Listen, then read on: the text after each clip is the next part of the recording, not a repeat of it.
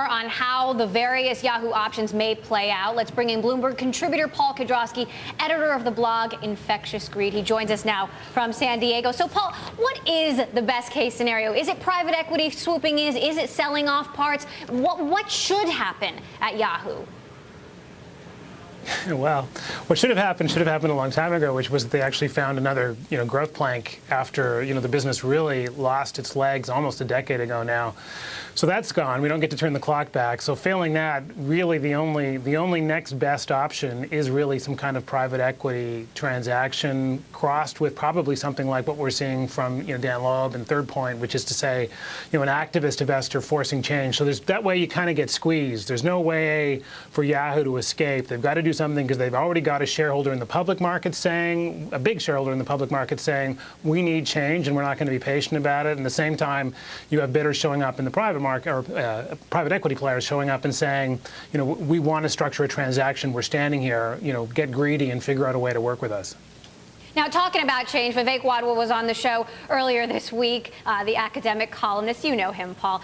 He was talking about changes necessary at the board. Take a listen to what Vivek had to say. These are a bunch of old people who are totally out of touch with Silicon Valley. What you need is a new generation who really get it, who understand what's happening with social media, who understand where it's headed. Paul, do you agree? Yeah, sure. I mean, that's kind of hard to disagree with. It's just not going to happen. So yeah, we do. We need all those things, but we also need, 17 more Steve Jobs. We need lots of things.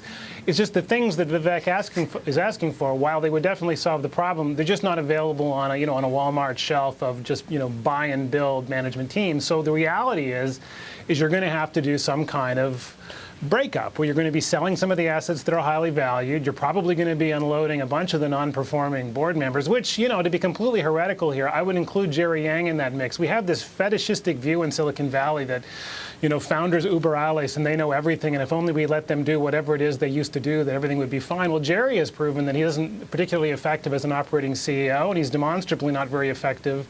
Jerry Yang, one of the Yahoo founders, not very effective as a board member. So, that doesn't leave much. I think you could argue strongly that the entire board needs to be flipped over. But again, all of this is just kind of, days of our lives in Yahoo terms. What you really want to do is unlock whatever value's there and remind investors and remind employees you're going to invest in the pieces of the business that work and get rid of the rest. And that's the whole story here. Interesting you say that, Paul, because Daniel Loeb is actually trying to align himself with Jerry Yang at the moment. What about this idea of Marc Andreessen? You think Marc Andreessen is really interested in buying Yahoo? Sure. I mean, Mark's done some surprisingly big transactions. Look at Skype as an example. So he's shown a willingness to put out significant amounts of capital. He's not a control investor. He's a guy who's going to contribute alongside, I think, of someone else and say, I know what needs to be done. I'll put up a significant amount of money. It'll make this bid credible, and let's go and let's do this. But it's not in the spirit of doing a buyout at this scale or scope. Mark simply doesn't have access to that kind of capital, obviously. But he's an interesting candidate to again, force Yahoo's hand and say, there are credible investors out there with significant assets who are saying they know what to do with this, and we quite clearly don't, and the market's reminding them of that every day. Yeah, Paul, I know that when Dan Loeb looks at this, he really thinks that Alibaba value is really there, but there's a question in all this, which is to say that Alibaba took away the Alipay asset without the courtesy of a phone call. That risk is there with the Alibaba asset too, isn't it?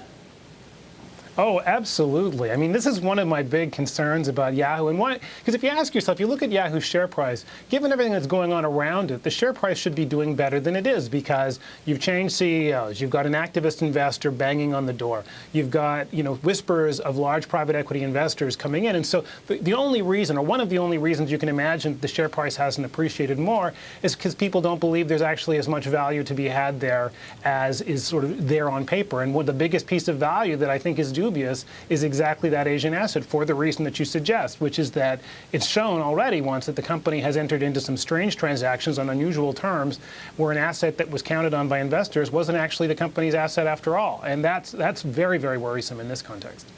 Now, Paul, we could debate Yahoo all day long, but there is another story we'd like to talk to you about. Twitter says directors Fred Wilson and Bijan Sabet are stepping down from the board. They originally backed the company as venture capitalists. Their departures follow other management reshuffles over the past year, with co-founders Biz Stone and Evan Williams leaving to work on a new venture. Also, last October, Dick Costolo took over as CEO, and Jack Dorsey came back to Twitter as executive chairman earlier this year. So Paul, I mean, why do you think we're seeing all of this? Why did Fred and Bijan leave? Are they not getting along with Jack? Yeah, it's just, it's so great. We should have a reality TV show, all this stuff. So my take is that, Fred Wilson at Union Square is a long-standing investor at Twitter who has publicly said, that he has sold enough shares in the secondary market that he's already returned capital to his investors and is now hanging on for the long run in his Twitter shares. So he's, I think, doing what an LP, an investor in a venture fund, would encourage him to do at this point, which is to say, spend your time somewhere else where you can generate a lot more returns for us, because sitting on the board of a company valued at $7 or $9 billion and has hundreds of employees is not why we gave you money as a venture investor. So take the money you've been given, reallocate your time to doing other things. So as much as I want to see, a Jack versus Fred versus Dick versus Biz or whatever angle on all of this, I think a lot of what you're seeing is the classic move in a private company saying we've gotten to a point where the investors who were there on the early days have higher and better uses of their time for their investors, and that's what I think Fred and Bijan are largely doing here. Well, and I also got to wonder, Paul. I mean, Fred's not the easiest guy to get along with sometimes. He's been known to make some noise on public company and private company boards. And when you see this company that has had, a revolving door and CEO and a changing philosophy, you wonder if Fred was part of. It's not just that the guy's leaving the company, right? That Fred's leaving the company, you mean? Yeah, I mean, he's been on the board that's been fighting about the direction of the company. Yeah. When he leaves and has been selling shares, it does suggest a conflict, doesn't it? Yeah, but I mean, he's got a conflict insofar as he's still a shareholder, but he's kind of got it both ways, where he's made enough money off his investment that he has no reason to be unhappy with Twitter.